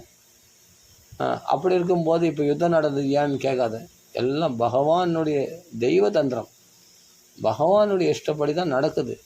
ஆமாம், அந்த பகவானுடைய விதிச்சிதம், அந்த பகவானை பற்றி நம்ம செயலை தெரிஞ்சுக்கணும்னு முயற்சி பண்ணதே வேஸ்ட்டு. அதனால் மொத்தமாக தெரிஞ்சிக்கோ, இதெல்லாம் தெய்வ செயல்னு தெரிஞ்சுக்கோ, அவ்வளோதான். தெய்வ செயல் தெரிஞ்சது நாதபாகி பிரஜா பிரபோகம். நீ நாதனாக இருந்து மக்களை காப்பாற்றுறத பார் அப்படின்ட்டு பீஷ்மாச்சாரியர் சொல்கிறாரு. இவன் யார் தெரியுமா? உன்னுடைய மாதுளை இல்லை, என் மச்சான், என் ஃப்ரெண்டு இல்லை, என் அத்தை புள்ள, மாமா புள்ள, அதெல்லாம் கிடையாதா. ஏஷவை பகவான் சாக்ஷாத்து ஆத்யோ ஆதி நாராயண புமான்னு ஆதிநாராயணர் அபிமன்னராஜனுக்கு மாது சுந்தரியை மகிழ்மானம் செய்து வைக்க முத்துக்கூடை பீடிக்க முன்கை கடகம் எடுக்க சித்தம் மகிழ்ச்சியாக தேவாதி தேவன் நானேன்னு சொல்லக்கூடியவன். அப்படிப்பட்ட ஆதி நாராயணன்டா இவன். ஆதி நாராயணன் இவன் தான் முழுமுதற் கடவுள். ஆதி மூலமே இவன் தான். அவனை போய் சாதாரண மனுஷன் கிருஷ்ணனா நினச்சிட்டியா தர்மபுத்திரா? இவன் தான் ஆதி நாராயணன், தெரிஞ்சுக்கும். அந்த நாராயணனே உங்கள் வீட்டில் வந்து குதிரை குலப்பாற்றவனாக பார்த்தசாரதி எம்பெருமானாக வந்து இங்கே சேவை செய்கிறான் உங்களுக்கு. நீங்கள் இட்ட வேலை செய்யக்கூடிய தூதவனாக எல்லாம் நடத்துகிறான் நாடகம், தெரிஞ்சுக்கும். ஏஷவை பகவான் சாக்ஷாத் ஆத்யோ நாராயண புமான்னு இவன் தான் புருஷோத்தமன். மற்றவெல்லாம் ஸ்திரீகள் தான். புமான்னு மோகையின் மாயையா லோகம் கூடச்சரதி விஷ்ணுஷு யாதவர்களுக்குள்ள மனுஷர்களோட மனுஷனாக அப்படியே தன்னுடைய ஈஸ்வர சொரூபத்தை அப்படியே மறைச்சிண்டு மாயால் மனுஷரூபம் எடுத்துட்டு இப்படி சஞ்சாரம் பண்ணுறான், ஏமாத்துறான். மோகையின் மாயையா லோகம், அந்த மாயையால் தன்னை ஒரு மனுஷனாக நினைக்கும்படி அப்படி மோகிக்கும்படி செய்துடுறானா மாயால். நீ எப்போ பகவான் நினச்சா பகவான்களை சுலபமாக தோல்மல் கைப்பட்டு பழகுவியா? என்னை தேரோட்டு சொல்லுவியா? என்னை தூது போக சொல்லுவியா? செய்ய மாட்டியே. அப்போது நீங்கள் மாயில், அப்போ மாயை தானே வாங்கியிருக்கீங்க. ஆமாம், எங்கள் அத்தை புள்ள, எங்கள் மாமா புள்ள, வசுதேவர் புள்ள, ஆமாம் எனக்கு எல்லா வேலையும் செய்வானே நம்ம கிருஷ்ணன். அந்த மோகைன்னு அந்த மோகத்தை உண்டாக்குறதே பகவான் தானோ. அப்படி இல்லைன்னா எங்களை தோல்மல் கைப்படி பேச மாட்டியே. நாராயணன் சங்கு சக்கர கதாதர நாராயணனே எப்பா அப்படியே நடுங்குறான் அர்ஜுன விஸ்வரூபத்தை காட்டும்போது. அப்போ எப்போ அந்த நினைவில் இருந்தால் பகவானோட பழக முடியாது. அப்போ அந்த நினைவு இல்லாமல் தான் பழகுறாங்களா? ஆமாம், பஞ்ச பாண்டவர்கள் அந்த நினைவு இல்லாமல் தான் பழகுறாங்க. திடீர்னு மறைச்சிடுவான். யசோதிக்கு வாயில் உலகத்தை காட்டினான், அப்படின்னு நடுநடுங்கி போயிட்டா. அடுத்த நிமிஷம் அந்த தாய் பாசத்தை காமிச்சிட்டான். அவள் தான் அத்தனையும் மறந்துட்டான். அப்படி தான் லோகம் கூடச்சரதி விஷ்ணுஷு இப்படி தன்னை கூடமாக மறைச்சிண்டு யாதவர்களோட வாசம் பண்ணுறான். யாதவர்கள் பரமாத்மான்னு தெரிஞ்சுன்னா யாதவர்கள் ஒருத்தராது பழகுவாங்களா? ஒரு வசுதேவர் அப்பா புள்ளியை கட்டி பிடிப்பாரா? தேவிக்கு தான் பாசத்தை கொஞ்சவாளா பரமாத்மான்னு தெரிஞ்சவொடனே? அப்போது எல்லாருக்கும் மோக என்ன சாதாரண நம்ம அண்ணன் தம்பி, மக்களோட மக்களா, மனுஷனோட மனுஷனா, உறவினரோட உறவினனா அப்படி பழகிறான் இவன். அதனால் பரமாத்மா பரமாத்மா பரமாத்மான நினைவத்தோடு இருந்தால் எவனா ஒருத்தவானா பழகுவானா? கிட்ட வருவானா ஒருத்தனாது? அர்ஜுனன் தான் தேரோட சொல்லுவானா? அதனால் அது இந்த வார்த்தையை கவனிக்கணும். மோக என்னா நாமெல்லாம் இப்போ மோகத்தில் தான் இருக்கிறோம். நம்ம ஹிருதயத்தில் இருக்கிற பரமாத்மா நாம் தெரிஞ்சுக்கிறோமா? ஒருத்தர் பார்த்து நமஸ்காரம் பண்ணுறோம். எதுக்கு நமஸ்காரம் பண்ணுறோம்? அவர் தெரிஞ்சவர், அவர் பெரியவர் வயசில், அது கிடையாது. அவர் ஹிருதயத்தில் இருக்கிற அந்த பரமாத்மா உள்ளே உட்காந்து இருக்கார். அவர் இருக்கிற வரைக்கும் தான் இந்த ஆட்டம்லாம், இந்த உடம்பு ஆடும். அவன் வெளியே போயிட்டான்னா, கூடு விட்டு ஆவி போனால் அப்புறம் இந்த கூடுக்கு தான் வேல்யூஷனே கிடையாது. இது ஒரு பணம், அவ்வளோதான். அவன் உள்ளே இருக்கிறதுனால தான் இந்த மரியாதையே. அவள் யாருக்கு மரியாதைன்னா இந்த உடலுக்கு இல்லை, இந்த உடலுக்குள்ளே இருக்கிற அந்த பரமாத்மாவுக்கு தான் நம்ம மரியாதை செலுத்துகிறோம். கை கூப்பி வணங்குறோம், விஷ் பண்ணுறோம், எல்லாமே மரியாதை பகவானுக்காக. அதனால் கூடச்சரதி விஷ்ணுஷு ச ஏஷவை பகவான் சாக்ஷாத் ஆத்யோ நாராயண புமான்னு.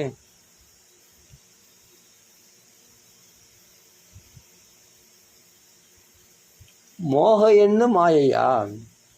அவன் நாமெல்லாம் எப்படி இருக்கோம்? மோக என்ன மாயையா? பகவானை தெரிஞ்சிக்காம இவ்வளோ நாள் இருக்கிறோம். நம்மளை நம் உலகத்தில் எல்லாம் தெரிஞ்சுக்க ஓடுறோம். நம்மளை என்னைக்காவது நம்ம தெரிஞ்சுருக்கோமா? நம்ம ஆத்மான்றதை என்னைக்காவது உணர்ந்துருக்கோமா? நம்ம சொரூபத்தையே நம்ம மறந்துருக்கிறோம். அப்புறம் மற்றெல்லாம் உலகத்திலலாம் தெரிஞ்சுக்க போகிறோம். அவ்வளவு மோகம் இருக்குது இந்த மாயையில். இந்த மாயை நம்மளை அப்படி மோகிக்க செய்து விடுகிறது. தேகமே நான் அப்படின்னு நம்மளை உழல வைக்கிற அளவுக்கு மாயை வேலை செய்யுது. அப்போ பகவானே பிரத்யட்சமாக வந்து அவதாரம் பண்ணியிருந்தா கூட பகவானாக பார்க்கலையா? ஆமாம், துர்லபோயும் யாதவர்கள் தான், அதுவும் துர்பாக்கியசாலிகளாம். கூடவே வசித்து கூட நம்ம குலத்தில் எப்படி சந்திரனை பார்த்து இதுவும் நம்ம வகையில் ஒரு மீன் நினச்சிடுமோ, அது மாதிரி தனக்குள்ளே ஒரு மனுஷனாக நினச்சாங்க. அவ்வளோதான். கிருஷ்ணனை இவ்வளோ அதிசயங்களை பார்த்தாங்கன்னா அந்த அதிசயங்களை மறக்க வச்சுடுவான் பகவான். நம்ம 14,128 ஸ்திரீகளோட வாழறான்னா சரி, அவனுக்கு அந்த சாமர்த்தியம் இருக்குது, அதனால் அப்படி வாழறான் அப்படின்னு நினச்சிட்டு போவாங்களே தவிர, அது யாருக்கு தன்னை வெளிப்படுத்தணுமோ அவங்க தான் அதை அதிசயப்பட்டு பகவானை புரிஞ்சுக்கிட்டு பழகுவாங்க. ஆனால் இவ்வளோ அதிசயங்கள் பண்ணிட்டு கூட அவனை சாதாரண மனுஷனாக தான் நினச்சாங்களாம். அதனால தான் துர்பலோ அவர் தான் துர்பாக்கியசாலிகள். ஏன்னா அவர்களால் தான் புரிஞ்சிக்க முடியாது. நம்ம வாழ்க்கையிலோட கிருஷ்ணன் எவ்வளோ அதிசயங்கள் நிகழ்த்தியிருக்கான், நம்மளுக்கு எவ்வளோ நன்மைகள் பண்ணியிருக்கான், நடந்திருக்கோம். நம்ம பண்ண பக்திக்காக பகவான் பல அதிசயங்களை நிகழ்த்தியிருப்பான். ஆனால் அடுத்த நிமிஷம் என்ன பண்ணுவோம்? நம்ம பலத்தை தான் நம்புவோம். நம்ம ஆள் பலத்தையோ பண பலத்தையோ மற்ற பலங்களை தான் நம்பிட்டு இருப்போம். ஆனால் நம்மளுக்குள்ள அதிசயங்களை நிகழ்த்தி நம்ம வாழ்க்கையில் ஒரு வழிவெளுக்கு ஏற்றிருப்பான். நம்மளுக்கு நல்ல ஒரு வாய்ப்புகள் கொடுத்துருப்பான், நமக்கு தனதானியங்களை கொடுத்துருப்பான், நிறைய கஷ்டங்கள்லாம் போக்கியிருப்பான், பல அதிசயங்கள் நிகழ்த்தியிருப்பான். ஆனால் அடுத்த நிமிஷத்தில் மறக்க வச்சிடும் மாயை. அதான் மோகையின் மாயையா? அந்த மாயையால் நம்ம மோகித்து என்ன பண்ணுவோம்? அடுத்த நிமிஷத்தை மறந்துட்டு கிருஷ்ணன் ஒருத்தர் இருக்கிறான், கிருஷ்ணன் நம்மளை காப்பாற்றுறான் அப்படின்றத மறந்துட்டு நம்ம சாமர்த்தியத்தை தான் நம்ம நம்பிட்டு இருப்போம். இதுதான் முட்டாள்தனம். இதுதான் மோக என்னும் மாயையா. இப்போ புரியுதா? இதை தெரிஞ்சுக்கிட்டா அப்போ மோகிக்க மாட்டோம். கிருஷ்ணனை பூர்ணமாக சரணாகதி அடைந்தவர்கள் மாயாம் ஏதின் தரந்திதே, இந்த மாயை கடந்து விடுகிறார்கள். ஆனால் யார் கிருஷ்ணனை சரணாகதி அடையவில்லையோ அவர்கள் முக்குணமான மாயையில் மயங்குகிறார்கள் அப்படின்னு கீதையில் பகவான் சொல்கிறான் இல்லையா? நம்ம வந்து முக்குணமான மாயையில் உழலக்கூடியவர்கள். அது அப்படின்னா நம்ம பகவானை சரணாகதி அடைய மாட்டோம். பணத்தை சரணாகதி அடைவோம், ஆள்கட்ட பலத்தை சரணாகதி அடைவோம், நம்மளுடைய உடல் பலத்தை சரணாகதி அடைவோம். இப்படி தான் நம்ம ஏமாந்து இருப்போம். அதுதான் இங்கே சொல்கிறார் பீஷ்மாச்சாரியார், ஏஷவை பகவான் சாக்ஷாத் ஆத்யோ நாராயண புமானு மோகையன் மாயா லோகம் கூடஸ்சரது. நீங்கள் மட்டும் இல்லைடா, இந்த உலகமே அப்படி தான் மாயில் மயங்கி இருக்குது பகவானை தெரிஞ்சிக்காம. லோகோ கூடஸ்சரது விஷ்ணுஷு, அப்படிப்பட்ட விஷ்ணுகளோட கூடவே வாசம் பண்ணுறானா, ஆனால் கூடமாக வாசம் பண்ணுறானா. அது எப்படி? அவர்களுக்கே தன் ஈஸ்வரத்தன்மையை வெளிப்படுத்தாமல் வாசம் பண்ணுறானா. இப்படிலாம் பண்ணுறான் பகவான். அதனால் அன்றைக்கி பகவான் அவதார காலத்திலேயே தெரிஞ்சிக்கலன்னா நம்ம ஹிருதயத்தில் இருக்கிற பகவான் நம்ம எங்கே தெரிஞ்சுக்க போகிறோம்? உண்மையாக பக்தி பண்ணவங்களுக்கு பகவான் வாழ்க்கையில் ஏதாவது ஒரு அதிசயம் நிகழ்த்து, ஒரு அதிசயம் இல்லை, நிறைய அதிசயங்கள் நிகழ்ந்திருக்கும். ஆனால் அதை நம்ம அடுத்த நிமிஷத்தில் மறந்துடுவோம். மறந்துட்டு வேறு ஒரு பலத்தை தான் நம்பின்னு இருப்போம். அதான் ஒரு முட்டாள்தனம். அன்றைக்கி காப்பாற்றணும், இன்றைக்கி காப்பாற்ற மாட்டானா? ஏன் அந்த நம்பிக்கை இல்லை? பகவானை பூர்ணமாக சரணாகதி அடைஞ்சிருக்கிறோம். நம்மளுக்கு அப்படி தான் பகவான் கஷ்டத்தை கொடுத்துருவானா? அப்போ ஏன் அந்த பகவான் நம்பிக்கை இல்லை? ஏன் இன்னத்தில் கையை நம்புகிறோம்? நம்ம ஏன் இன்னத்தில் மட்டுமே அண்டி இருக்கிற புத்தியே நம்மளுக்கு வருது? ஏன் நம்ம கடினமாக கஷ்டப்படுறோம்? தேவையில்லையே. உனக்கு பகவான் எத்தனையோ விஷயங்கள் உனக்கு கொடுத்துருக்கானே, நீ கேட்காமையே எவ்வளோ அதிசயங்களை பகவான் பண்ணியிருக்கானே. ஏன் அந்த நம்பிக்கை விட்டு போச்சு பகவான் இடத்துல? ஏன்? மோக என்ன மாயையா லோகம் கூடச்சரதி விஷ்ணுஷு தான் காரணம். அந்த மாயில மோகத்தை நமக்குள்ளே உண்டானது தான் காரணம். அது காரணம் என்ன? சர்வம் கால கிருதம் பண்ணி, அதுதான் விதி. நம்ம கர்ம வினைகளானது பகவானை முழுசாக ஏஷாம் துவ அந்த கதம் பாபம், எவனுக்கு பாபம் முடிவடைந்து விட்டதோ அவர்கள் தான் வஜந்தேமாம் திருடபிரதாக, என்னை உறுதியாக வழிபடுவார்கள். எவனுக்கு பாவம் இருக்கிறதோ, அவனுக்கு விதி கர்ம வினைகள் இருக்குதோ, அவன் என்ன பண்ண, விதியானது புறம்பே தள்ளிவிடும். அப்போ பகவானை உறுதியாக சரணாகதி அடைய மாட்டான், வேறு ஏதாவது சாதனத்தை தான் கடைப்பிடிப்பான் அப்படின்னு ஸ்பஷ்டமாக கீதையில் சொல்கிறார் இல்லையா? ஏஷாம் தூ அந்த கதம் பாவம் பஜந்தேமாம் திருடவிரதாக, எவனுக்கு அந்த கதம் பாவம் முடிவடைந்து விட்டதோ அவன்தான் திருடமாக பஜந்தே பகவானை வழிபடுவானா அப்படின்னு நான் சரணாகதி அடைவான். இல்லைன்னா மாயில் தான் உழண்டு கிடப்பான் அவன். ஏன்னா அவன் பாவம் இன்னும் முடிவடையில்லை. அந்த பாபத்தினுடைய பலனாகிய துன்பத்தை அனுபவித்தாகணும் இல்லையா? அப்படி கஷ்டப்பட்டுருப்பான்.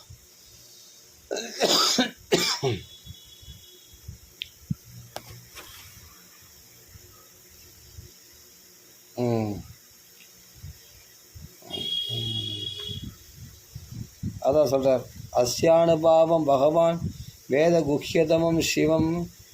இந்த பகவானுடைய ரகசியத்தை யார் அறிவாங்கன்னா சிவபெருமானுக்கு தெரியுமா. எப்பவும் தியானத்தில் இருக்கா இல்லையா, அந்த பகவானை தான் தியானம் பண்ணுறாரு சிவபெருமான். அதனால் இவர் அடுத்தது என்ன செய்ய போகிறான்னு அந்த ரகசியமானது உண்மையான பக்தர்களுக்கு மட்டும்தான் வெளிப்படுத்துவார். சிவபெருமானுக்கு தெரியும். ஏன்னா வைஷ்ணவானாம் யதா சம்பு, விஷ்ணு பக்தர்கள் முதன்மையானவர் சிவபெருமான். ஆனால் அவருக்கு தெரியும். அப்போ நாரதருக்கு தெரியும். நாரதர் அப்படியேப்பட்ட ஸ்ரீகிருஷ்ண தாசானாம் அக்ரநீர் யோக பாஸ்கரா, கிருஷ்ண பக்தர்களுக்குள் முதன்மையானவராம் நாரதர், யோக சூரியனா அவர். அதனால் அவருக்கு தெரியும். அதான் சொல்கிறார், அஸ்யானுபாவம் பகவான் வேதகுஹ்யதமம் சிவ தேவரிஷிர் நாரதா சாட்சாத் பகவான் கபிலோ என்று கபிலருக்கு தெரியும். கபில சித்த புருஷர், சித்தர்களுக்குள் சிறந்தவர், சித்தர்களுடைய தெய்வமாக திகழக்கூடியவர். அவர் பகவான் தான், கபில வாசுதேவர் அவர். அதனால் அவருக்கு தெரியும். இந்த 3 பேர் தான் தெரியுமா பகவானுடைய ரகசியம் என்னென்னு. சிவபெருமான், தேவரிஷியார் நாரதர், அது கபில வாசுதேவர். 3 பேர் தான் அவர் அடுத்தது என்ன செய்ய போகிறாரு பகவானுடைய சங்கல்பத்தை அறிந்தவர்கள். அப்படி தெரிஞ்சிக்காமல், நாராயணன் தெரிஞ்சிக்காமல் நீங்கள் என்ன நினச்சிக்க, எம் மன்யஸ்யே மாதுளேயம், என் அத்தை புள்ள, பிரியமானவன், மித்திரம் நம்ம நண்பன், சுகிருத்தமும் நம்மளுடைய நலன் விரும்பி, அகரோ சச்சிவம் தூதம், அப்படி நம்ம மச்சான் தானே, நம்ம மாமா புள்ள, நம்ம அத்தை புள்ள தானே அப்படின்னு சகஜமாக என்ன பண்ணீங்க, அகரோ சச்சிவம் தூதம், அவனை மந்திரியாக போட்டுட்டு இருந்தீங்க, அவனை தூதவனாக பயன்படுத்தி கொண்டீர்கள், இட்ட வேலை செய்யக்கூடிய வேலைக்காரனாக அவர்களை சாரத்தியை தான் பயன்படுத்தி கொண்டீர்கள், அவனை ஒரு நண்பனாக்கி கொண்டு அவனால் நீங்கள் பல நன்மைகளும் அடைந்தீர்கள். அகரோ சச்சிவம் தூதம் சௌஹிருதாதது சாரதியும், அவ்வளோ சுலபமாக போயிட்டான்ல கிருஷ்ணன் உங்களுக்கு சாரத்தியம் பண்ணுற அளவுக்கு. அவனுக்கு ஏதாவது ஒரு அகங்காரம் இருக்கா பற்றியா? நான் யார், நான் இறைவன், நான் பகவான், என்ன போய் இந்த வேலை செய்ய சொல்கிறேன் அப்படின்னு. அதனால் அந்த பகவான் அந்த சமதிருஷ்டி உடையவன் பாருங்கள். பகவான் சர்வாத்மகா சமத்ருஷா சத்வய அனகங்கிருத, அதான் இரண்டற்றவன். இந்த லாபம் நஷ்டம் வெற்றி தோல்வி மானம் அவமானம் இதெல்லாம் அப்பாற்பட்டவன். நம்ம தான் இதில் சின்ன சின்ன விஷயத்தெல்லாம் கோவப்பட்டுன்னு அவமானப்பட்டுன்னு துக்கப்பட்டுன்னு இதுலேயே இந்த குறுகிய மனப்பான்மையோடு வாழ்ந்து கொண்டிருப்போம். ஆனால் பகவான் அத்வயன், இந்த இரட்டைகளுக்கு அப்பாற்பட்டவன். அவன் இதெல்லாம் சட்டை கூட பண்ண மாட்டான் பகவான். அனகங்கிறதே கொஞ்சம் கூட அகங்காரன்றதே கிடையாது பகவானுக்கு. அது என்ன, இது உயர்ந்த செயல், அது தாழ்ந்த செயல்னு பகவானுக்கு ஒன்றுமே கிடையாது. எல்லாத்தையும் தூக்கி போட்டு போயினே இருப்பான் பாடு. எல்லாம் அவனுக்கு சமந்தான். சமதிருஷ்டியோடு பார்க்குற நோக்கம் வந்து இது என்ன நல்லது, இது கெட்டது, இது லாபம், இது நஷ்டம், இது வெற்றி தோல்வி சுகதுக்கம், இதெல்லாம் அப்பாற்பட்டு போயிட்டான் பகவான். அப்பாற்பட்டவனா இருக்கிறான் பகவான். ஏன்னா அவன் சர்வாத்மா இல்லை, எல்லாருடைய ஆத்மாவே அவன் தானே. நம்மளை மாதிரி உடல் படைத்தவன் கிடையாது, ஆத்மா அவன், பரமாத்மா. சர்வாத்மன சமத்ருஷோ அத்வய அனகங்கிருதே தற்கிருதம் மதி வைஷமியம் நிரவத்தியஸ்தியன கொச்சித்து. அந்த பகவானுக்கு விஷம புத்தி கிடையாது. அப்படியேப்பட்ட பகவான் வந்து யார் இவருக்கு ஆனவங்க இவங்க ஆகாதவங்க இவன் பிடிச்சவன் பிடிக்காத அப்படிலாம் கிடையாது. யார் பகவானை ரொம்ப பிடிக்கிற பிரேமை காட்டுறாங்களோ அவங்களுக்கு தன் அடிமை மாதிரி வாழ செய்கிறான், அவ்வளோதான். யார் தன்னை எதிரியாக நினச்சாங்களோ அவங்களுக்கு பகவான் எதிரியாக இருந்து செயல்பட்டான். இதுதான் விஷயம், வேறு என்ன. பகவானுக்கு எதிரி என்றோ பாகுபாடெலாம் பகவானுக்கு கிடையாது. நீ தான் பாரு, நான் எதிர்கட்சியில் நின்று தான் சண்டை போட்டேன் தர்மபுத்திரா, நீயே பாரு தர்மபுத்திரா, நான் எதிர்கட்சியில் நின்று சண்டை போட்டேன். ஆனால் ஏகாந்தம் என் அந்தரங்கத்தை பகவான் பார்க்குறானே தவிர நீ எந்த கட்சியிலேருந்து சண்டை போட்டேன்னு பகவான் பார்க்குறதில்ல. இதுலேருந்து தெரிஞ்சுக்க அவனுக்கு சமபுத்தி, புரியுதா? அவனுக்கு என்னன்னா உண்மையான அன்பு காட்டுறவங்க தான் முக்கியம். ஆனால் ஏகாந்தமாக அவனிடத்துல பக்தி பண்ண சொன்னால் நீ எதிர்கட்சியில் கூட தான் இருந்து போயேன். நீ தான் நேராக பார்க்குற. நான் உனக்கு எதிர்ப்பாக தானே நான் சண்டை போட்டேன். நாங்கள் பாண்டவர்களே உங்களுக்கு எதிர்ப்பாக தான் நான் சண்டை போட்டோம். நான் துரியோதன பக்கம் தான் சண்டை போட்டேன். ஆனால் என்னை பார்க்க ஏன் கிருஷ்ணன் வரணும்? இதுலேருந்து தெரிஞ்சுக்கிட்டா அவனுடைய கருணையை. அவன் மனசை தான் பார்க்குறானே தவிர வெளிப்புறமாக உடல் அளவில் நான் பாண்டவர் துரியோதன பக்கத்தில் இருந்தால் கூட மனசளவில் நான் கிருஷ்ண பக்தன்றதுனால பகவானத்தில் உள்ள பக்தியை பார்க்குறானே தவிர நீ நல்லவனா கெட்டவனா, நீ எந்த பக்கம் இருக்கிற, நீ எதிராளியா இல்லை பகைவனா உறவனா, அதெல்லாம் பார்க்கறதில்ல பகவான். பக்தியை தான் பகவான் பார்க்குறான். ததா ஏகாந்த பக்தேஷு, புரிஞ்சுக்கோ, ஏகாந்தமாக அந்தரங்கத்தில் தான் பகவானை பார்க்குறான் தவிர வெளிப்புறமாக நீ எந்த கட்சியில் இருக்கிற வெளிப்புறத்தமாக பகவான் பார்க்கறதில்ல. மனுஷன்தான் வெளிப்புறத்தை பார்ப்பான். ஆமாம், பகவான் அந்தரங்கத்தை தான் பார்க்குவான். அதான் சொல்கிறேன், ஏகாந்த பக்தேஷு பஷ்ய பூபா அனுகம்பிதம். இந்த ஏகாந்த பக்தரிடத்தில் பகவானுக்குள்ள கருணையை பாத்தியா பூபா, அடே சக்கரவர்த்தியே தர்மபுத்திரா, பாத்தியாடா, உயிரை விடுகின்ற இந்த சமயத்தில் என்னை தேடி வந்திருக்கானடா என் பிரபு கிருஷ்ண பரமாத்மா. தெரிஞ்சுக்கடா இதிலிருந்து அவனுடைய கருணையை. ததா ஏகாந்த பக்தேஷு பஷ்ய பூபா அனுகம்பிதம் என்மே அசுஸ்தியஜதா சாக்ஷாத் கிருஷ்ணோ தர்ஷனமாகதா. கண்ணுக்கு தெரிஞ்சவனாக பிரத்யக்ஷமாக வந்து கிருஷ்ணன் நிற்கிறானே, என் பிரபு வந்து நிற்கிறானே. என் உயிரை விடுகின்ற இந்த மூச்சு நிற்க போகிற இந்த சமயத்தில் என்னை வந்து பகவான் கடாட்சிக்கிறானடா. இதுலேருந்து தெரிஞ்சுக்கடா என் பிரபுனுடைய மகிமையே, என் பிரபுனுடைய கருணையை தெரிஞ்சுக்கடா. அனுகம்பிதம், என் பிரபு கிருபாலுடா, என் பிரபு வாத்சல்ய முடியாமண்டா, பக்த வாத்சல்ய முடியாமண்டா. அவனுடைய கருணையே கருணை தாண்டா, கருணை கடல் தான் என் பிரபு. நான் துரியோதன பக்கம் இருந்து சண்டை போட்டேன், என் பிரபு நான் மாற பொழந்தேன்டா நான் என் பானங்களால். அதெல்லாம் நினைக்கிறானா பத்தியா? உண்மையாக நினைச்சிருந்தா அவன் வந்திருக்க மாட்டான். என்மே அசுஸ்தியஜதா, உயிரை விட போகின்ற இந்த சமயத்தில் எனக்கு வேறு எதுவும் என் மனசில் தோணக்கூடாதுன்னு என் பிரபு என்னிடத்துல வந்து கருணை காட்டி பீஷ்மாச்சாரியர் மோட்சம் கொடுக்கணும்னு வந்திருக்கானடா. தாண்டா அவன் கிருபாலு, அவனுடைய கிருபை. புரிஞ்சுக்கிடா தர்மபுத்திரா, இந்த கிருஷ்ணன் சாதாரணமானவன் கிடையாதுடா. என்மே அசுஸ்தியஜதா சாக்ஷாத் கிருஷ்ணோ தர்ஷனமாக.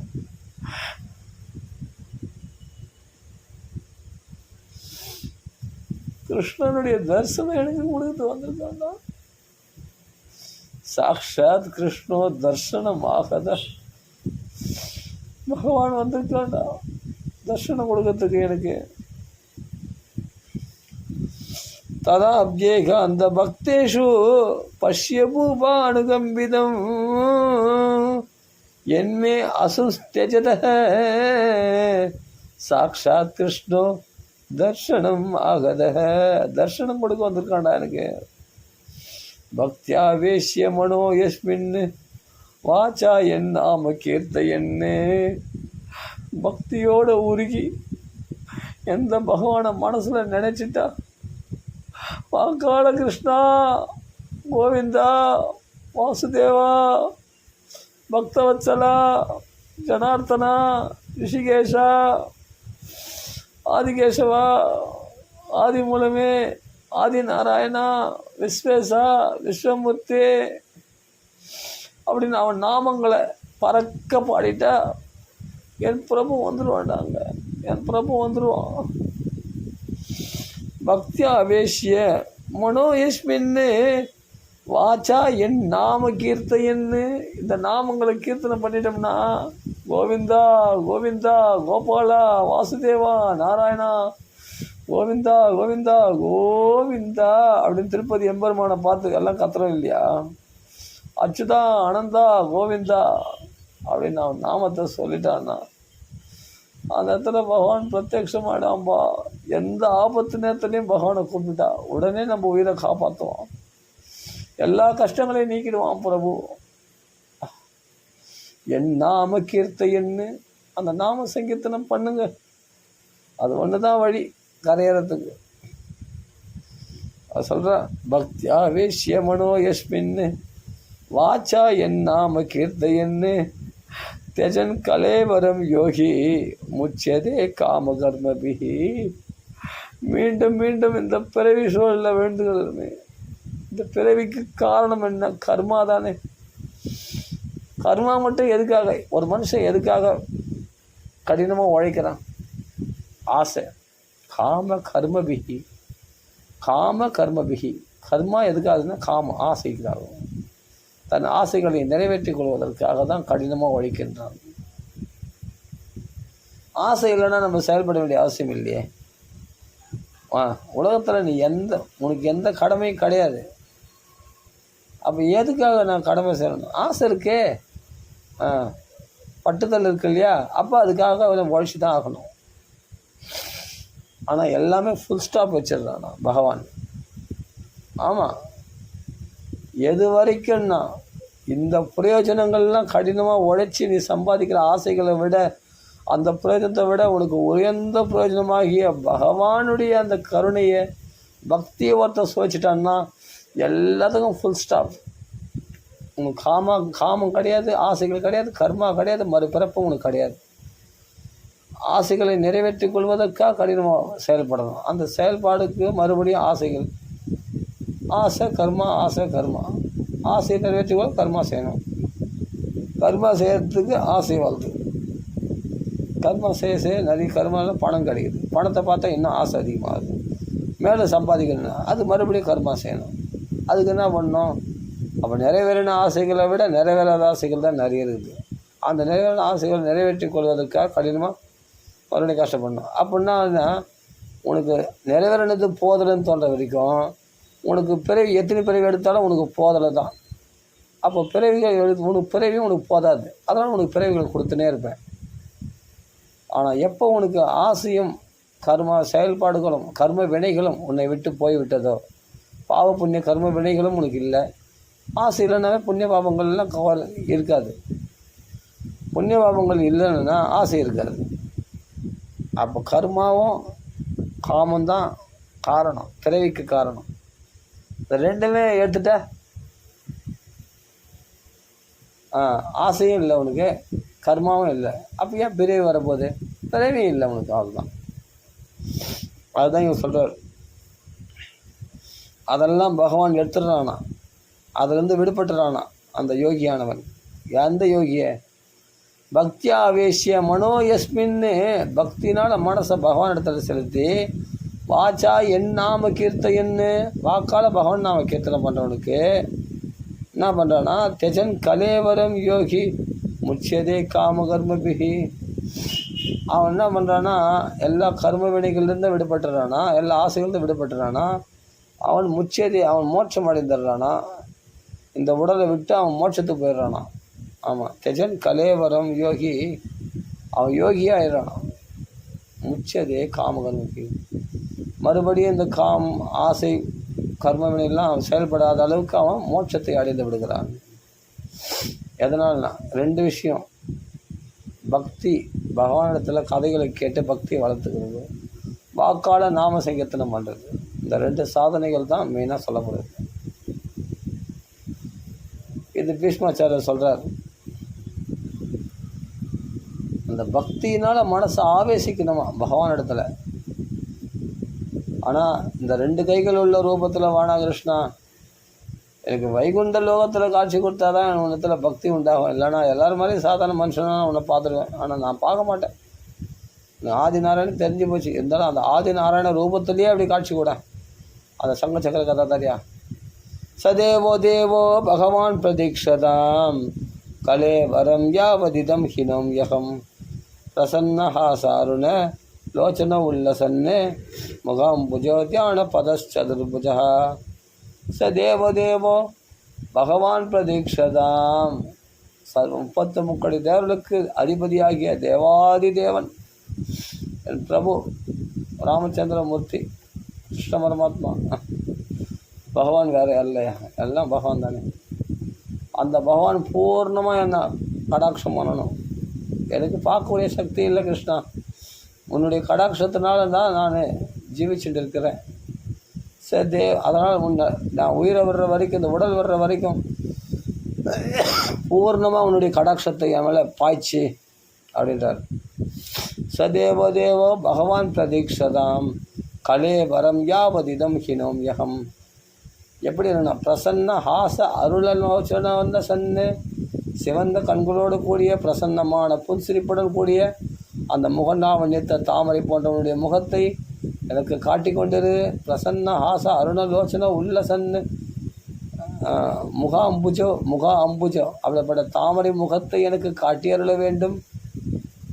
பிரசன்ன ஹாச அருணலோச்சன உல்லசன்னு முகாம்புஜ தியான பதச்சதுர்புஜா, அந்த புன்சிரிப்புடன் கூடிய அந்த சுறுசுறான கேசங்களோடு கூடிய அந்த முகல் ஆவண்யத்த சங்க சக்கர கதாதாரியாக இருக்கக்கூடிய தியான பத சதுர்புஜ, சங்க சக்கர கதாதாரியாக இருக்கக்கூடிய அந்த வைகுண்ட கோலத்தை எனக்கு காட்டியருள வேண்டும் கிருஷ்ணா என்று என் தியானத்துக்கு ஆஸ்பதனாக கண்ணை மூடனா ஹிருதயத்தில் பகவான் தெரியணுமா அந்த சங்க சக்கர கதாதாரியாக அப்படி அனுகிரகம் பண்ணுன்னு சொல்லிட்டு பீஷ்மாச்சாரியார் பிரார்த்தனை பண்ணுறார்.